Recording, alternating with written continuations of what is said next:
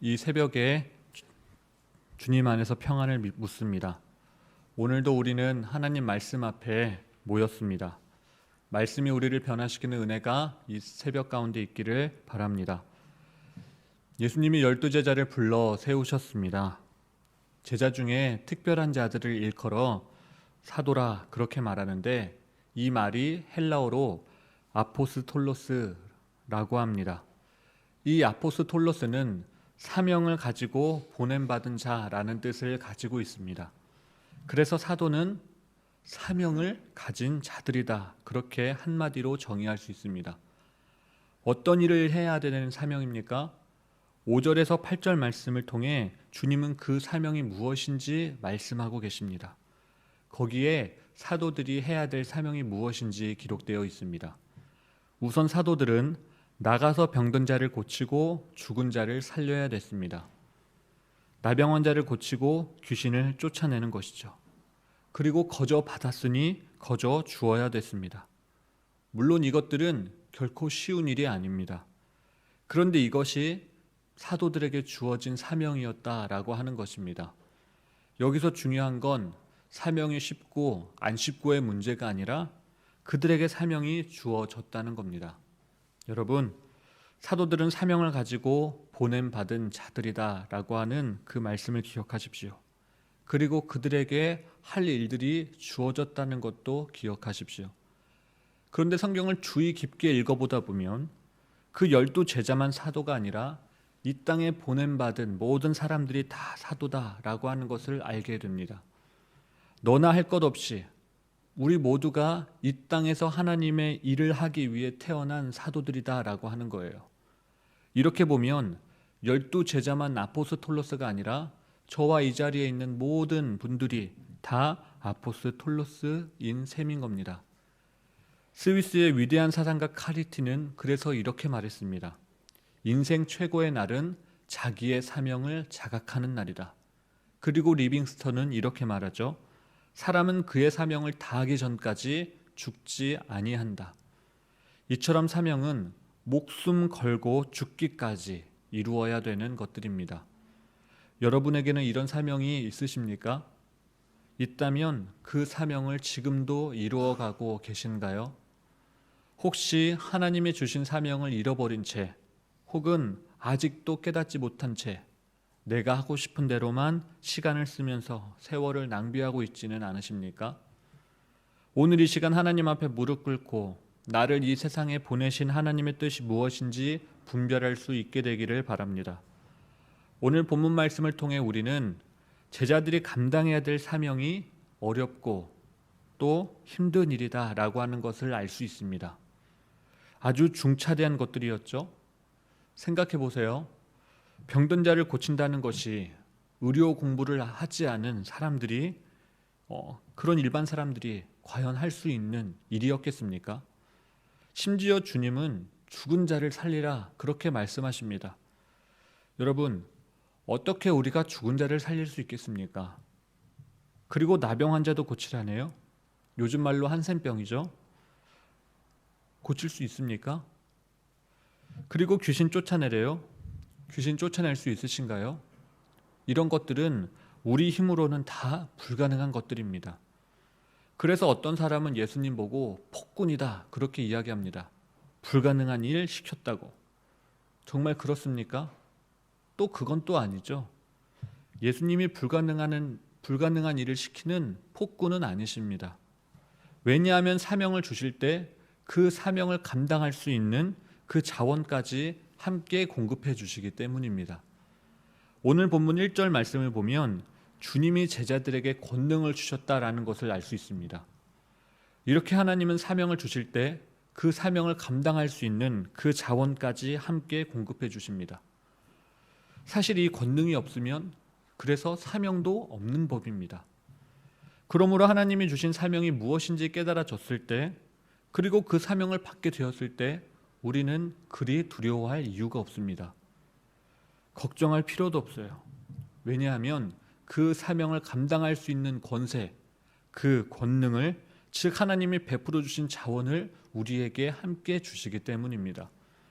그리고 우리가 끝까지 그 사명을 감당하면 그것은 하나님께 영광이 되고 또 우리에게는 하나님의 사명을 이루었다라고 하는 기쁨과 감격이 충만해지는 것입니다. 이것이 복된 인생이죠. 이어서 주님은 사명을 감당하는 데 필요한 주의사항을 몇 가지 말씀하셨습니다. 9절부터 11절 말씀에서 선교 여행을 떠나는 제자들을 향해 그들에게 필요한 것들을 가지고 가지 말라 그렇게 말씀하셨습니다. 꼭 필요한 것들인데 주님은 가져가지 말라고 하십니다. 그렇게 말한 배우가 뭔고 하니 하나님이 모든 것을 다 공급하시겠다라는 거예요. 이에 대해 아주 분명하게 말씀하십니다. 일꾼이 자기 먹을 것을 공급받는 것은 당연한 일이 아니겠느냐. 하나님의 일을 하는데 하나님이 가만히 있지 않겠다라고 하는 겁니다. 복음을 전하고 또 병을 치유하는데 그 사람을 어찌 먹을 것과 입을 것을 주지 않겠냐라고 하는 거예요. 안전 보장은 물론이고 필수품까지 다 공급하겠다라는 주님의 말씀입니다. 일종의 약속이죠. 이 약속의 말씀은 산상수훈에서 하신 그 말씀과 같은 말씀입니다. 너희는 먼저 그의 나라와 의를 구하라. 그리하면 이 모든 것을 너희에게 더하시리라. 사랑하는 여러분, 주님의 일을 하면서 먹을 것 걱정하고 계신가요? 그렇다면 걱정하지 마시기 바랍니다. 주님이 다 공급하시겠다고 하십니다. 주님이 말씀하지 않으셨나요? 공중에 나는 새를 보라, 들의 백합화를 보라. 하나님이 먹이시고 입히시지 않느냐. 하나님이 우리를 그냥 그대로 내버려 두지 않겠다라는 말씀입니다. 그러니 너무 걱정하지 말라는 거예요. 우리 주님이 사명에 필요한 모든 것을 다 공급하시겠다는 겁니다. 하나님 뜻대로 살고자 애쓰는 그 사람들을 먹고 입히시겠다. 그들이 필요한 모든 것들을 때마다 일마다 채워주시겠다는 겁니다. 그러므로 용기 잃지 마시기 바랍니다. 이어서 12절부터 15절 말씀을 보면 아주 중요한 말씀이 나옵니다. 우리가 어느 성이나 어느 집에 가서 하나님의 일을 하면 거기에 살고 있는 사람들이 우리를 영접할 것이다 라는 말씀입니다. 그것이 그들의 의무였습니다. 하나님의 일을 하는 그 사람들을 위해 하나님이 그렇게 명령하신 거예요. 그러니까 하나님의 일을 하면서 대접받는 것에 대하여 그것 때문에 비굴해질 필요가 없다라는 말씀입니다. 물론 예의는 차려야 되겠죠. 그러나 반대로 그들이 우리를 쫓아낸다고 해서 또 낙심하지 말라고 주님은 이야기하십니다. 왜냐하면 그들이 대접한 대로 하나님이 그들에게 상급을 주실 것이고 또 그들이 박해한 대로 소돔과 고모라보다 더한 심판을 그들에게 쏟아내실 것이기 때문입니다. 하나님의 일을 하면서 비난받으신 적 있으십니까? 혹시 지금이 그러신가요? 어려움 받고 계십니까? 혹은 필요를 공급해주는 그 사람들 앞에 비굴하게 행동하고 계십니까? 그렇다면 담대해지십시오. 당당해지시기 바랍니다. 왜냐하면 우리는 하나님의 명령을 수행하는 사람들이기 때문입니다. 우리의 먹을 것을 하나님이 공급해 주신다라는 것을 믿고 당당히 하루하루를 살아가시기 바랍니다. 예수님은 제자들을 세상에 보내시면서 그들이 만날 역경과 고난이 결코 가볍지 아니하다라는 그 사실을 말씀하셨습니다. 결코 그들이 만날 그 고난을 숨기지 않으셨어요. 주님의 말씀입니다. 내가 너희를 보내는 것은 양을 이리 가운데로 보내는 것과 같다. 여러분, 양이 이리 가운데로 보냄받는다라고 하는 이 일, 그러면 어떻게 되는지 아십니까? 죽음으로 내몰리는 것입니다. 이것은 이리가 틈만 나면 양을 잡아먹으려고 하고 있고 또 실제로 잡아먹기도 하는데 세상으로 보냄받은 제자들 역시 천국 복음을 전하게 될 때에 세상으로부터 핍박을 당하게 될 것이다 라는 말을 예언한 말씀이나 같은 말씀입니다. 그래서 세상에 파송받은 성도들은 이유 없이 핍박을 받거나 대적에 직면하게 됩니다. 어찌 보면 너무나도 당연한 일이죠. 이걸 요약하면 이렇습니다. 예수님은 제자들에게 사명을 주셨고 그 사명을 감당할 권능도 함께 주셨습니다. 그런데 그 길이 쉬운 길은 아니다라고 하는 것입니다. 여러분, 만약에 제자들이 그리스도께서 당했던 세상의 핍박과 고난에 동참하지 않고 회피했다라고 한다면 그들이 과연 진정한 예수님의 제자다라고 말할 수 있겠습니까? 그리고 그들이 그리스도께서 재림하실 때에 그 하나님의 영광에 동참할 수 있겠습니까? 이런 일을 겪지 말라고 주님이 제자들에게 두 가지를 당부하셨습니다. 그게 뭐냐면 뱀같이 지혜롭고 비둘기같이 순결한 겁니다. 한마디로 지혜와 순결입니다. 이 지혜와 순결을 나눠서 생각하면 안 됩니다. 이 중 어느 하나만 강조해가지고 다른 하나가 부족해진다고 하면 그것은 온전한 구실을 이루지 못합니다. 순결한 사람은요, 세상의 사기와 속임을 당하게 될 것이고요, 지혜만 있는 사람은 늘 교만하고 교활해질 겁니다.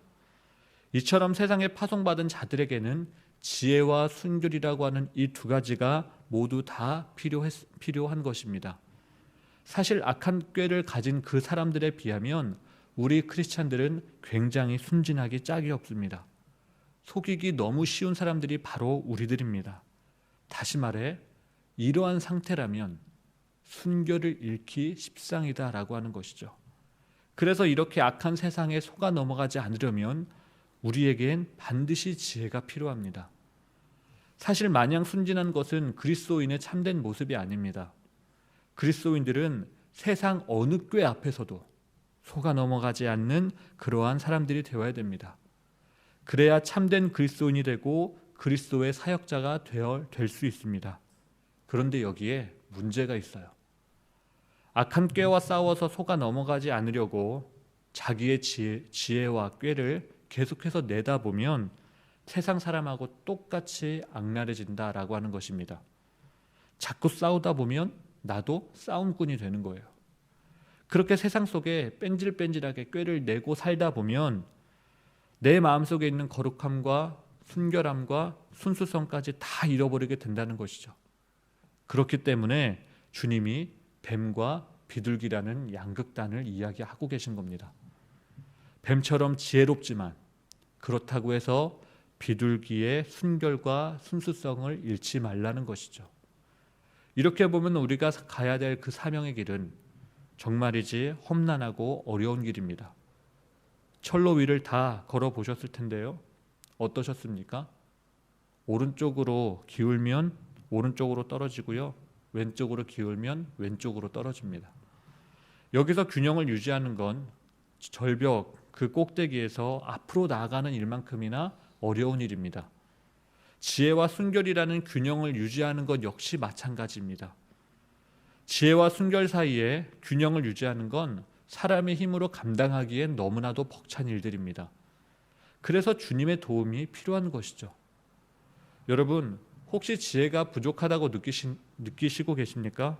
그렇다면 야고보의 이야기를 들어보십시오. 너희 중에 지혜가 부족하거든 후히 주시고 꾸짖지 아니하시는 하나님께 구하라. 야고보는 하나님께 구하라 그렇게 이야기합니다. 그리고 혹순수함, 특히 신앙의 순결을 잃어버리신 분 계십니까? 그렇다면 사도 바울의 이야기를 들어보십시오.